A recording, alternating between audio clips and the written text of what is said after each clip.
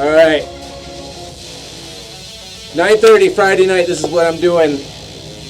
There's Solomon. He's a dude in the Old Testament Bible, Torah, king of Israel and all that.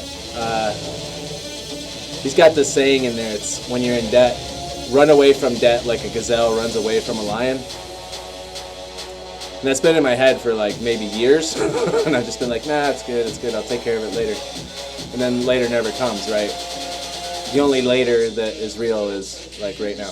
So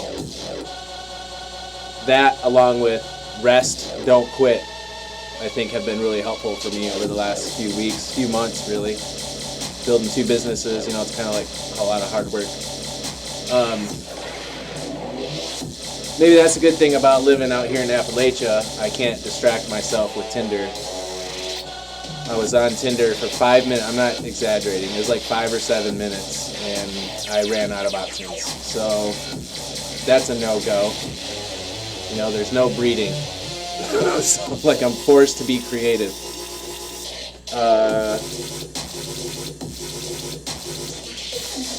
I did, there's this invocation of Kali. She's a Hindu goddess on YouTube. The first time I did it, I was just kind of like, whatever, like, this is really silly. I felt stupid. But then, like, things started happening in my mind as we're going through this meditation. And then the person guiding the meditation started talking about what's going in my mind. Like, you know what I mean? And so I thought that was really weird. And it changed my life. It really started removing a lot of delusions for me. The loneliness, I think, that we all have. I guess the main delusion that was removed is this idea of separation from each other. Like we're all separate beings interacting with one another, when the reality is there's no such thing as separation, right? And if you believe in God, like, that's the only thing you can believe. Like, it's logically appropriate. So that was that. And then, so I did it again. I don't know why. Well, they've just been bugging me. Like, I feel like the gods or spirits or whatever have been trying to tell me something. I can't hear what's going on because I have my own stuff, my own expectations of things in my head. And so I did this meditation again, and today the results, I experienced results, I think. Could be psychosomatic. I'm open to that, possibility. But I experienced, I was putting this girl on a pedestal, and like she was unattainable or something. And so that got removed. And that was really great. And she actually helped me doing that. She helped me do that on accident. So maybe I'll get into that someday, but she's been like that in my life. She just shares herself and her like experience, and then that somehow helps me. It's like my relationship with God is working through her and helping me, so that's been really useful. But to pull her down off that pedestal has been great, and realize she's just a person. So, I mean, I like her, but she's still just a person. And for whatever reason, I got this goal in my mind. It's not clear. It's not written down or anything. It's just this white goal, like this white dot that I'm driving for. And today, I tried to like chill out and watch some TV, like just kind of turn my brain off for a minute. And I couldn't do it. Like there was just this impulse, like I had to go run, I had to go run. And so I did, and that was really helpful. And then now I'm super re-energized. And I asked my neighbor to help me run too. Tomorrow, it's the only time I've been able to quit is when I replace nicotine with exercise. But it has to be not just lifting. I mean, lifting's fun for sure, but it has to be like cardio. And I think for me, I think it has something to do with the endorphins, of course, but I'm masochistic and I like the pain. Like sometimes when I smoke, I'm just craving the pain in my lungs. And And so if I go run, I get that pain without the nicotine, and there's like a pretty equal trade of satisfaction there. Of course, the pain of the running doesn't last that long. So, but it helps me stay away from tobacco like at least twice as much if I was just trying to, willpower it. So that's really good, right? If you want to do something new, you got to replace it with something new. You got to replace what's old with new.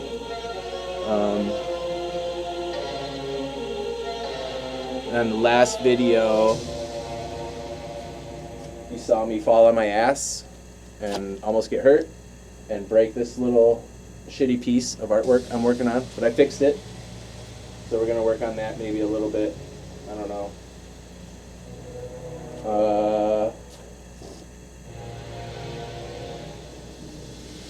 I was thinking about, it's probably a bad idea. I was thinking about doing these videos in like my underwear or something.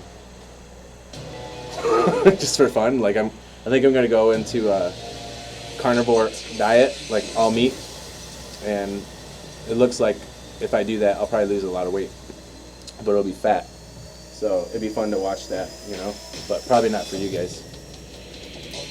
I don't know if I can on YouTube anyway. I'll have to look into that.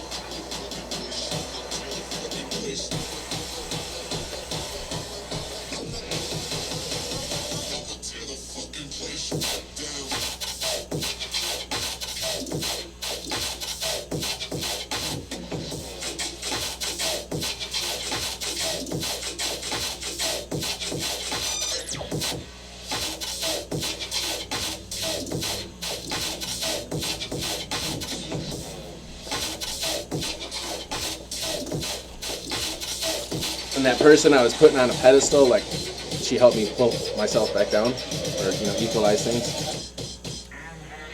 I don't think she knows she did this anyway either, but she made me realize what is possible for me in my life, and I don't have to be afraid to reach for things that I think are out of my range, So I know for a fact she doesn't know that that's what she did, but I'm pretty grateful for it.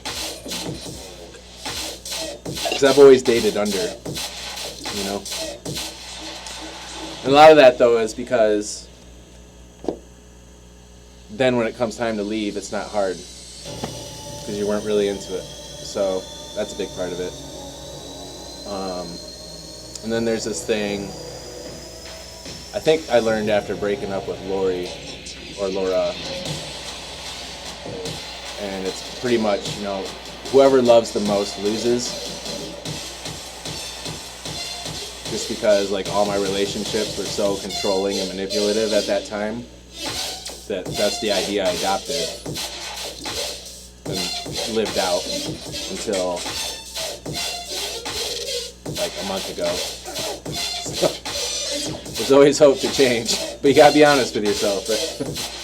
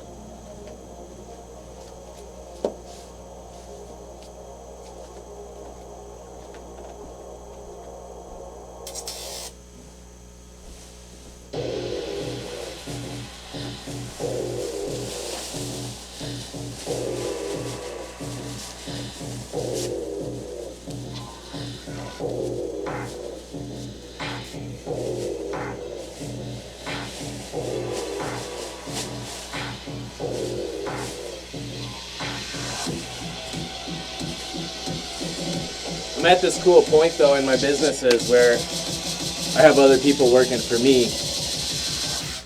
Like I'm not doing a whole lot to earn money. Like they're doing all the work and I got a little bit of time to start a new project, you know?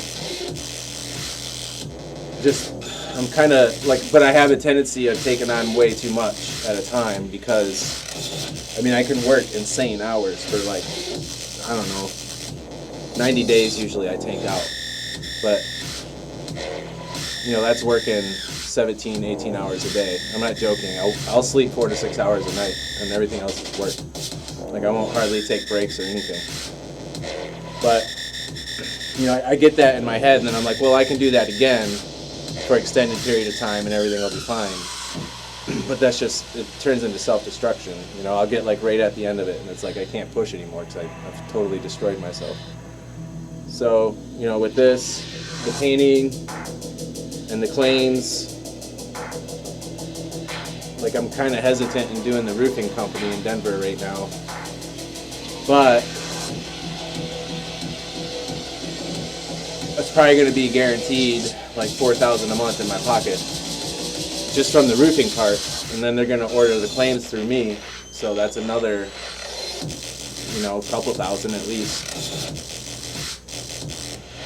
I'm really not doing much extra work, so maybe it's a good idea to do it. I got to talk this stuff out sometimes. It's just too much in my head.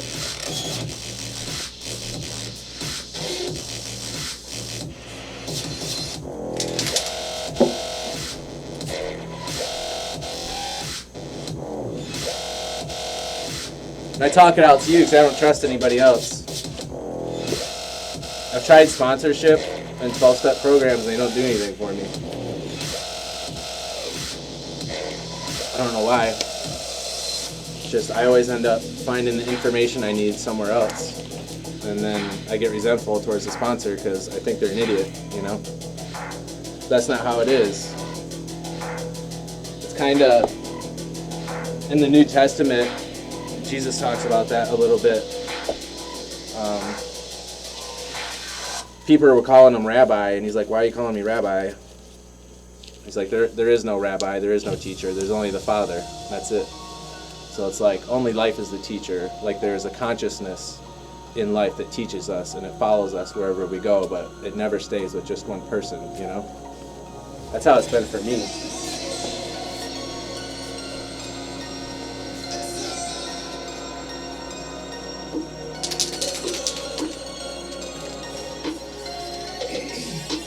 These demons in my mind, not just scheming, but they gleaming. I've been dreaming of the days they get off my back. I'm screaming, man, I'm bleeding. My angels trying to work it from these angles. I'm feeding into the nightmares. My mind is fucking mangled. When I'm in the booth, I'm like Zeus. My youth, you don't need to read the scripture, but you listen to the proof of the truth of the battle that's lingering in my mind. It's like Satan versus me, and you said this shit with the rhyme. It's the light that is the dark. I can struggle with my heart.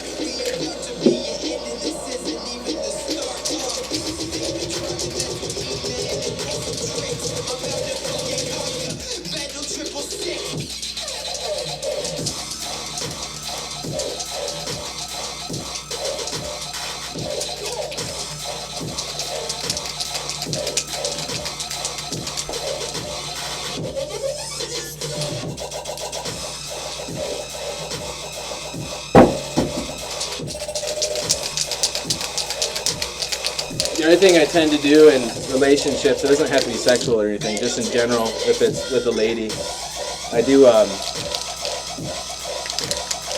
enter in with like these, it's almost like teacher role, you know? And I read it in a book somewhere that's like some trauma, it's like a trauma-inspired behavior, but I can't remember what book it was. But for me, it's a way to not be vulnerable and equal. Like if it's a student, then I'm up here, right, and they're down here. And so we're not on the same page, like level. And so like it's this very arrogant, like intellectual way of trying to stay above people as a teacher. Even though I just quoted that verse, like there are no teachers in my head, you know, that's an area where I'm still missing the beat. And I think a lot that Jesus is all about what's in your mind and in your heart. Like he's about cleaning that stuff out. Now, so like the miracles were nice. They gave me permission to seek healing for things I didn't think I could heal from, and that was really great. Like it helped me. It changed my life. But I think primarily his message was like you have what you need inside you to change your heart and change your mind and live a better life. You know. And I'll have to think about the verse, but there's another one where it's like, don't worry about the weeds and stuff. Like those will get removed at the end. And that's kind of what just happened. Like I talked about a verse, and then I realized, oh, I still walk into relationships with this like teacher persona, and then like there's no equality, right? Like that's an arrogance on my part. And so like that's a weed that just got removed without me. Like I wasn't seeking it out. Like it just popped up.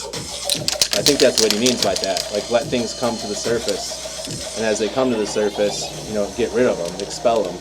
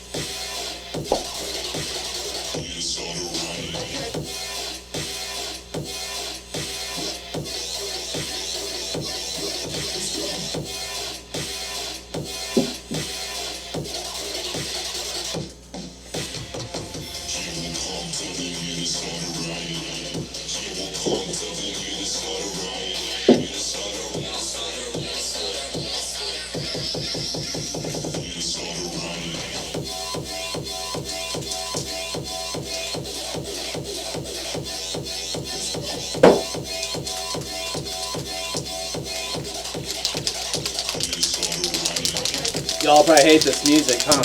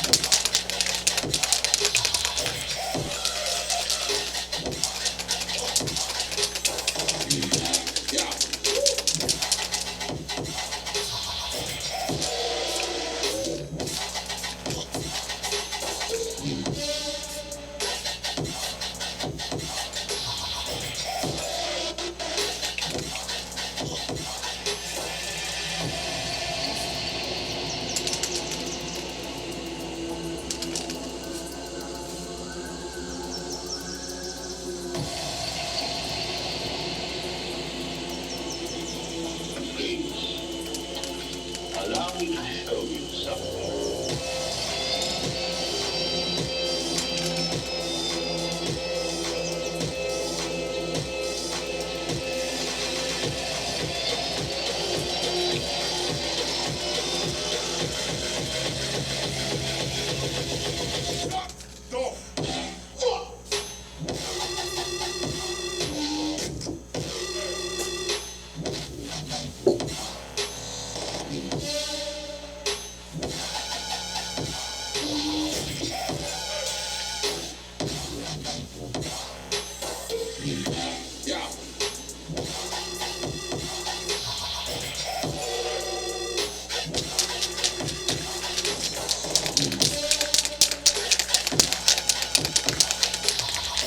I guess the other cool thing out here though is like this studio and the rest of my place. It's like 2 bath, big kitchen. I got an office, dedicated meditation room, a room that like does nothing, and then my bedroom and a 2nd story patio for $500 a month. It's gross. It's really old and beat up. The carpet stinks. It's like 80 years old. And it's commercial. Like I can do both commercial and residential in it.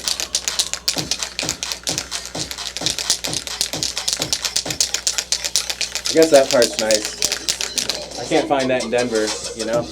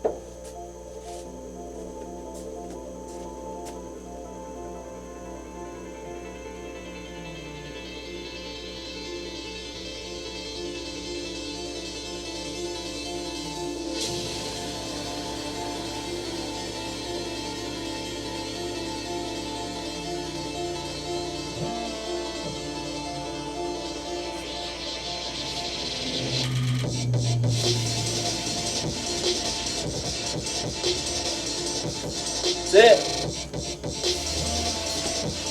Let's see it. Layer 8. So I can't see it too well. Let that dry. Straight to gauge tomorrow. Tomorrow's Saturday.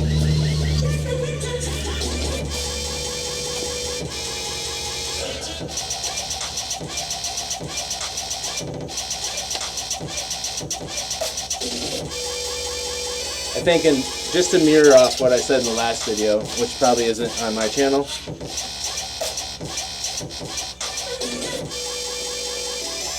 don't listen to what you have in your head all the time. Like, I kind of I treat these videos a little bit like if I, you know, aborted a kid or something when they were to survive somehow, when I had to distill what I've learned, this would be it. A little dark, but I don't have the temperament for like really having a kid, so I kind of have to go dark with it, you know. But our mind lies to us all the time, and so does our heart. Our feelings lie all the time, and so it's always important to be aware of that. And something that's helped me out a lot is a simple little saying I picked up from a guy, and it's what you're looking for is what you're looking with. And I chewed on that for years, and I still chew on it.